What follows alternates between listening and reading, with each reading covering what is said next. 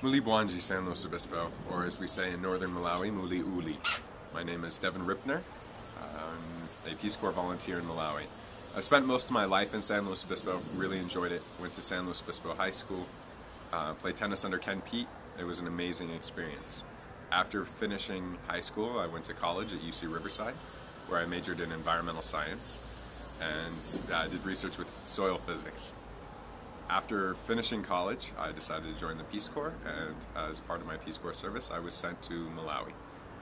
I did a few months of training in Malawi. It was wonderful, and then was sent north to Rumpi. It's the third most northern district in Malawi. In my capacity as a Peace Corps volunteer, I work with the Vuazi Game Reserve as a community-based extension officer. It's been a wonderful experience, and I have had a lot of opportunities to help people, and it's been really fantastic. I've written grants to USAID to help farmers get irrigated crops going during the dry season. I have built mushroom houses with HIV/AIDS groups. I have also distributed high-protein seeds like peanuts, soybeans, and beans to these AIDS groups so that they can plant them and increase the protein in their diet.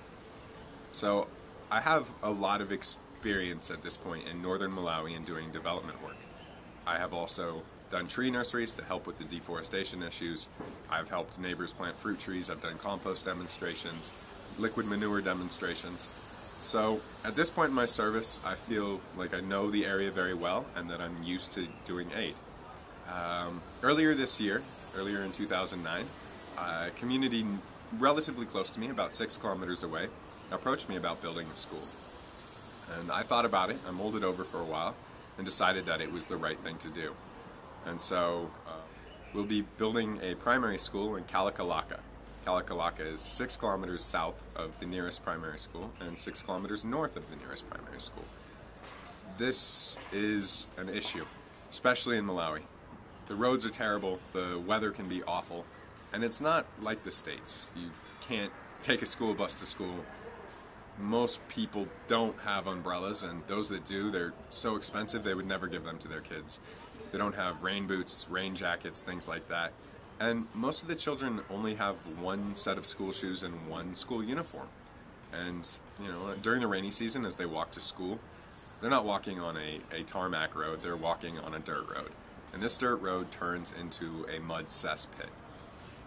Again, you might think, who cares? A little bit of rain, a little bit of mud, never hurt anybody. Well, in Malawi they have a very strict standard of dress for schools, and if children show up muddy or wet, they will be sent home. So they will miss, even if they try as hard as they can, they will miss that day's opportunity for education. And it's a huge problem in Malawi. Most people in Malawi never finish primary school. Most people don't get past the American equivalent of elementary school, which is really sad because English is the second language in Malawi. It's one of the 2 official languages, and most people don't know how to speak it. The literacy rate in northern Malawi is significantly higher than the rest of Malawi. It's about 10% higher, and it's still only about 60%. People can't make good decisions with a literacy rate that low. Without English, it's difficult for them to sell their products on commodity exchanges. So, just those facts alone, in my mind, justify building a school. But there are more. There are definitely more reasons to build this school. The community is very concerned about safety. The road that the students travel on is the M9. Sounds very official, but it's this podunk dirt road that people drive very fast on. There's a lot of agricultural traders that drive up and down this road in big rigs, large trucks, and during the rainy season they slide out of control. I've seen many cars that have overturned on this road. I've seen many of them stuck in the mud, and children as young as 5 are walking along this road, and they have been hit, and it's a big concern for the community. They are tired of seeing their children being put in dangerous situations just to go to school.